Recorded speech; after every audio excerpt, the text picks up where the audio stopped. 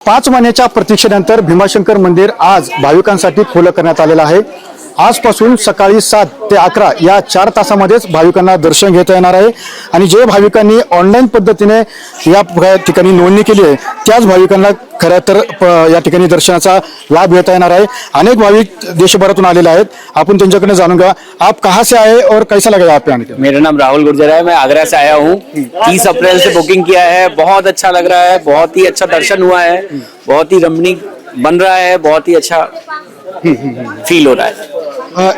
5 महीने के बाद मंदिर खुला है, आप यहाँ पे आए? जी, हम बेसब्री से इंतजार कर रहे थे कब मंदिर के कपाट खुलेंगे। इस वजह से मैं बार बार जो इनका ऑनलाइन पोर्टल है वो चेक करता था और फाइनली मेरा इंतजार खत्म हुआ। 30 अप्रैल को मैंने बुकिंग करी और यहाँ पे जो व्यवस्था है पुलिस ने प्रशासन ने जो मेंटेन करी है, बहुत जबरदस्त व्यवस्था मेंटेन की है। और मंदिर में भी जो काम चल रहा है, मुझे लगता है मंदिर जब फाइनल कंस्ट्रक्शन होकर निकलेगा तो बहुत सुंदर और बहुत ही विभत्स लगेगा, बहुत ही अच्छा लगेगा।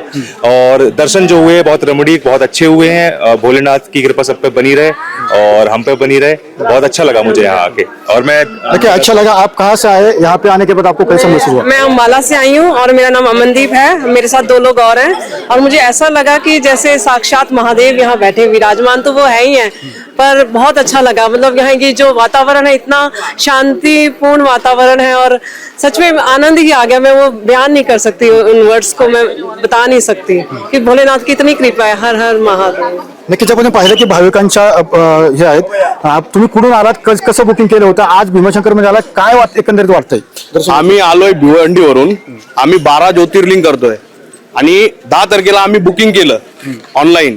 आमचं रजिस्ट्रेशन प्रॉपर झालं, आम्ही इथे आलो, पूर्ण इंडिया फिरून, ऑफकोर्स पूर्ण इंडिया फिरून आलो। पण इथे जो दर्शन झाला ना, असं पूर्ण इंडियामध्ये आम्हाला कुठेच नाही झाला। 12च्या 12 ज्योतिर्लिंग मध्ये 4 धाम मध्ये कुठेच असं दर्शन नाही झाला। उत्कृष्ट आणि उत्कृष्ट A+ अशी सुविधा केलाय। 3 ठिकाणी चेकपोस्ट आहेत, एक गोष्ट प्रॉपर चेक होतो, आधार कार्ड चेक होतो, आपला जो पास असतो तो चेक होतो। एकदम खतरनाक नियोजन आहे। एकही माणूस विदाउट पास आतमध्ये एंट्री करू शकत नाहीये। मी सर्वांना सांगू इच्छितो का आतमध्ये कोणच विदाउट पास येऊ शकत नाही। सो मी कृपया करा, पास रजिस्टर करा, त्यानंतरच यावा इथे। ओके। आणि राहिली गोष्ट निर्माण कार्याची, 5 महिने झाले मंदिर पूर्ण बंद आहे, तो वर्थिट आहे। एवढा खतरनाक आणि एवढा चांगला निर्माण इथे होतोय ना, we are really very excited. आणि बाबांची कृपा आहे, आमचा 12 ज्योतिर्लिंग पूर्ण प्रॉपर झालेले आहेत।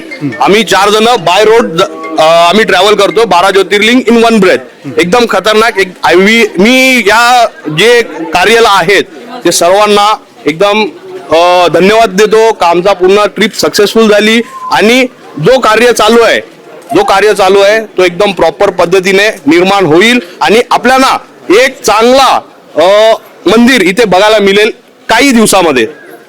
ज्या पद्धतीने पाहिलं की खरं तर देशभरातून अनेक जे भाविक आहेत ते सध्या भीमाशंकर मध्ये दाखल झालेले आहेत, कारण की गेले 5 महिन्यापासून जे मंदिर होतं ते बंद अवस्थेत होतं आणि कुठेतरी आज भोलेनाथाचं दर्शन घेतल्यानंतर कुठेतरी प्रसन्न वाटत असल्याची भावना या ठिकाणी व्यक्त केलेली आपल्याला पाहायला मिळत आहे। त्यामुळे अभिषय TV9 मराठी, भीमाशंकर, पुणे।